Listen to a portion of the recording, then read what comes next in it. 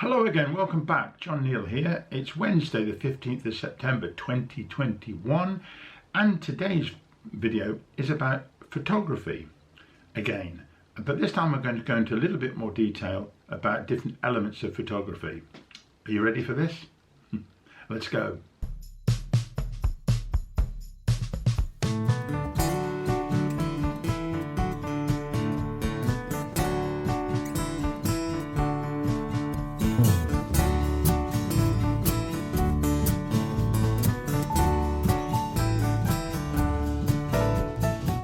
Now, what I'm going to talk about are the elements of photography, and they're visual elements really, but they apply to paintings as much as they might photography. So it's the visual image that you get and put down on paper through whatever medium you like. And by the way, I'm going to make it fairly simple. I'm going to just use my phone. It happens to be an iPhone 10, but this is all I'm going to use. I have, of course, got something a bit more interesting like this. Actually getting quite old now, a Canon 550D. Very useful, very good, and some of the photos I show you might well have been used using that, but for the most part I shall just use the iPhone, but any smartphone you may have or any regular little camera you've got. I'm not going into technicalities of cameras, other people will do that fine. Let's just have a look at the visuals. Now, since this is an introduction to these one or two videos I'm going to do, let me just tell you the whole story.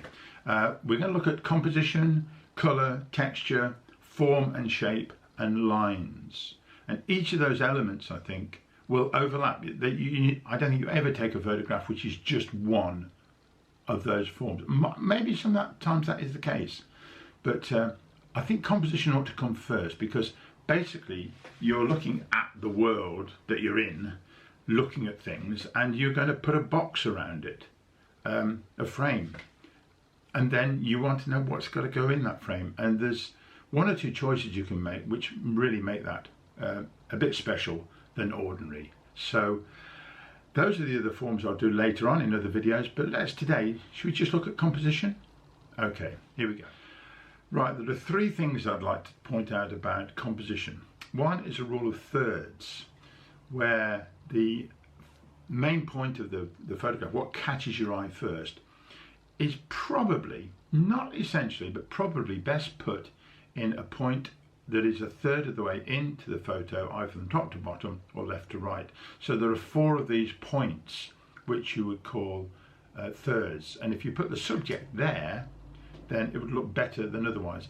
Here's an example where it's not in the point of third, and then if you move it so it's in the third, you seem to see a better view of it. I don't know quite why this works, but it does seem to work. And it might also be worth saying that sometimes you need to keep the eye going, looking in. So if you've got a person, for instance, it would be better if they were looking into the picture from one of these points of thirds rather than looking out.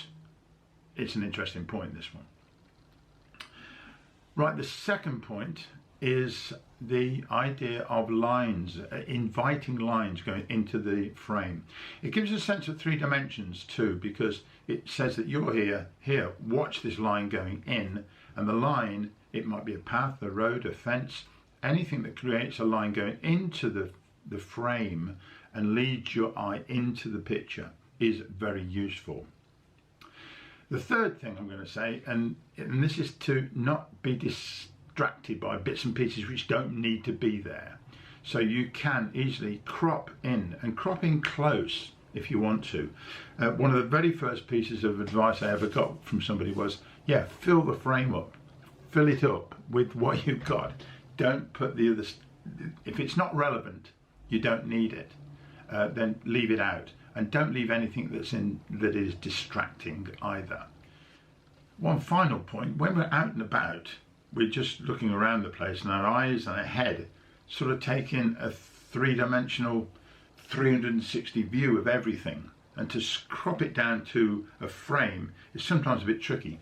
So I'll just mention as well, the idea of framing your pictures using the landscape, either trees or fence posts or whatever, to frame the picture is always a good idea. So there's a number of elements here to put into the composition of your photograph before you start to think about colours, shapes or anything else. These ideas of the composition, I think, really comes first. Okay, here's a few examples.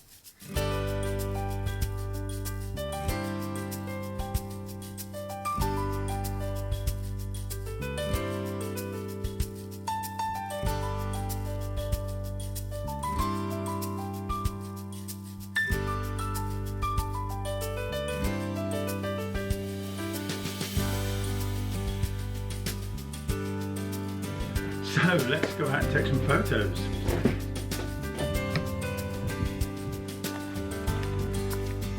So here we are. Let's go and take some pictures. Come on.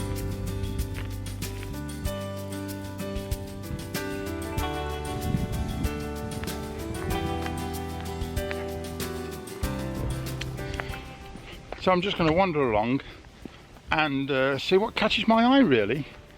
See, straight away here I've got a vision of these lovely shadows coming through. Now I can either do a picture like that with everything in the middle and this line going straight to the centre, or I could put it bottom left or even top right, and those shadows coming across the road are great. So that would take, I think, a very nice photograph.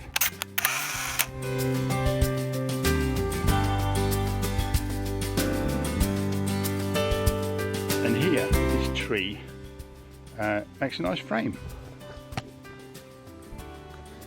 And I'm just going to zoom in a little bit.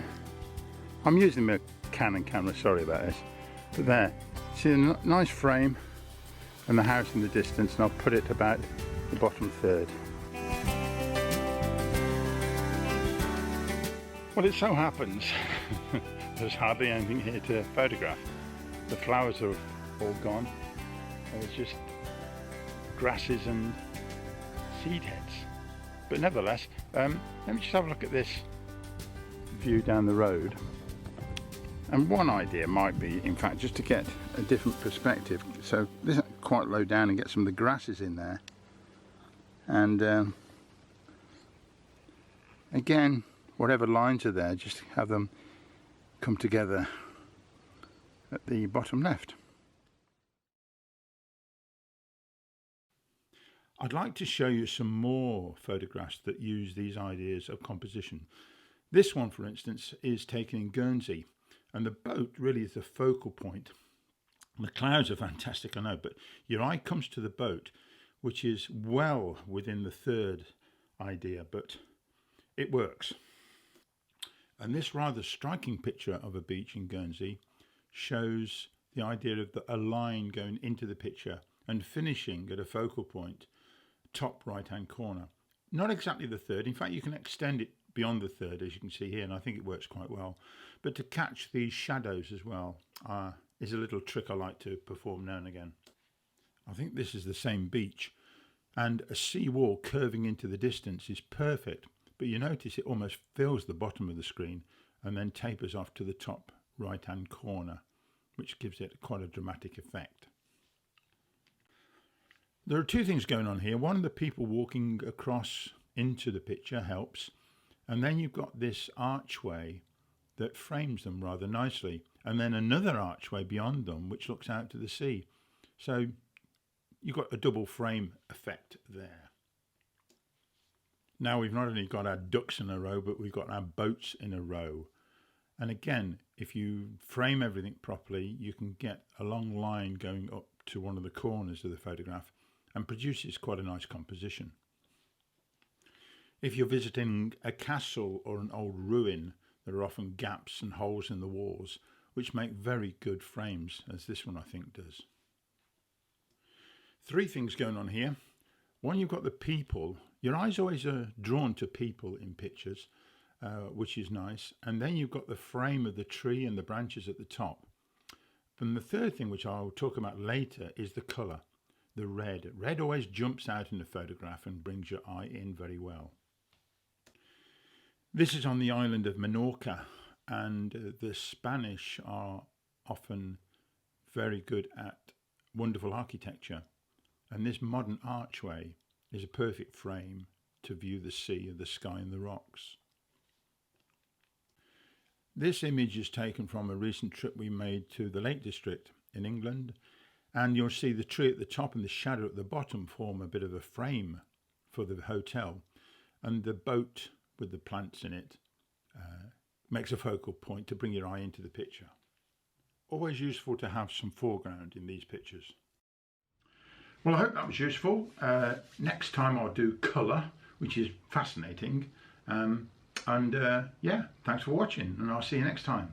Oh, by the way, don't forget to subscribe. It is the law. So, anyway, okay, see you soon. Bye-bye.